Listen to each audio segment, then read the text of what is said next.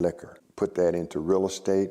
While Paradise Valley was relatively safe in the 1950s, there was a thriving but well-controlled underground economy in effect. Now, you also had your red light district, so there was a great hypocrisy also. There was drug addicts then, there was alcoholism and all gambling and all the rest of it. But as kids, we was no. Money everywhere, nothing but hoes and pimps at the time. You had strong prostitution. So I'm speaking of white businessmen, white factory workers and others would come over to the house of ill repute. So Black Bottom was a spiritual, a social enactment, more simply than just economic. Even though we was poor and it was hard times, I always think pleasantly, back from that time. It all balanced out very well, and then suddenly it got blown up. By the early 60s, Paradise Valley and Black Bottom were fast becoming memories as urban renewal cleared the area. Eddie and his brother Elijah took over their father's pool hall when the elder Jackson died. Charles Rudolph joined the military, and Courtney Brown got married, started a family, and became just another working-class guy in the ultimate blue-collar city. Then I got married in 1961. My daughter was born later on that year, Christmas.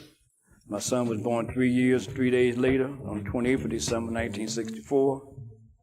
Started driving the bus at DSR. Little did they know, Detroit's fortunes were about to take a turn for the worse, but Eddie Jackson's fortunes were about to take off. The city had started to slide, but you couldn't see it yet. It was just barely beginning to go down. I don't think you can ignore the social levees that broke in '67. I mean, they were coming all along. But once that riot broke, then the social norms and the parameters changed immensely. The Detroit riot of 1967 was by far the worst to hit the country during that time and was the final nail in the coffin of Paradise Valley. As Governor of the State of Michigan, I do hereby officially request the immediate deployment of federal troops into Michigan to assist state and local authorities in reestablishing law and order in the city of Detroit. The city had gone from the land of opportunity to a nightmare of unemployment and blight.